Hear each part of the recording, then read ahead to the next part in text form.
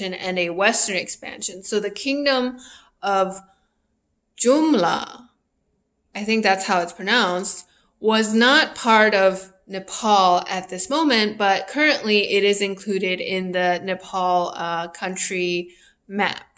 And it is also the region that suffers from a lot of poverty in this modern day era.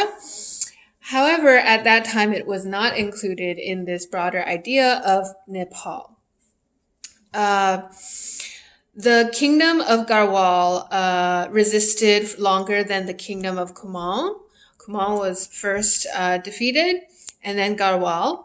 And unfortunately, many women and children were sold in the markets of Mandi as slaves. And Mandi actually is in current Himachal Pradesh. I'm not sure if this is the same Mandi, but it's like a lot of traveling and movement in this era due to the invasion of Gorkha people under the rulers, certain Bahadurs, Shahs, different Shahs of Nepal. And I never knew about this invasion of Tibet from Gorkhas, partly because Qing history has largely been in a state of chaos due to the anarchic situation after the collapse of the Qing Empire.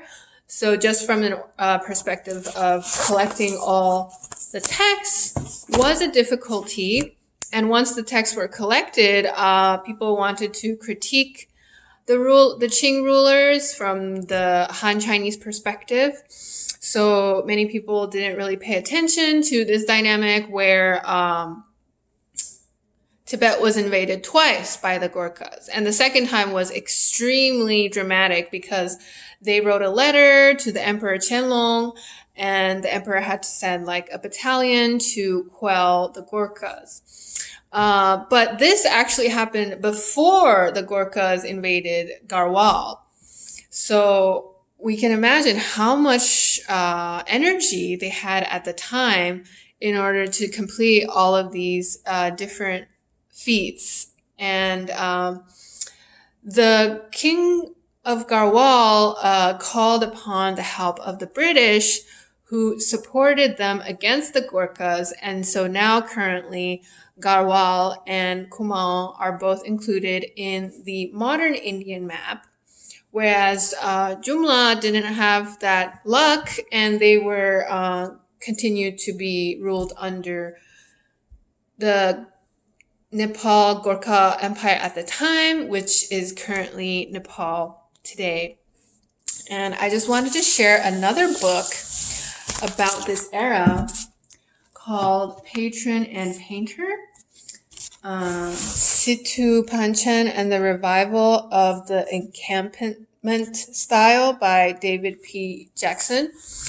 And it details a lot of the different art history of this region, Himalayan art. And it also includes different like works of people from different ethnic backgrounds. It was not limited to Tibetans. Some Nepalese people also included in their contribution to Himalayan art. And here we have a multilingual prayer fragment with Om Mani Padme Hum in many different languages, including Tibetan and Mongol, Sanskrit, Chinese. So yeah, the Qing Empire was very interesting. They had many similar challenges, but this is an episode about the history of Uttarakhand. So I just wanted to comment that it is so fascinating. Like, imagine if the British didn't invade Nepal, then Nepal wouldn't have felt the urge to invade Garhwal or Kumaon.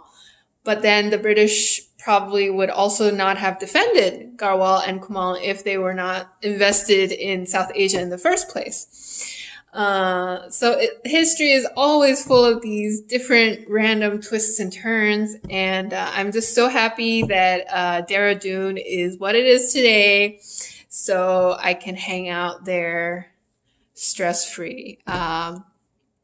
And I used to have a Gorkha knife. I don't have it anymore, probably for the better now that I know the history behind it. It is very scary. Like, I don't think I can handle that type of thing as of yet, maybe in the future one day. But go check out Gorkha knives if you're ever in Nepal. It's definitely a good purchase. Thanks for watching.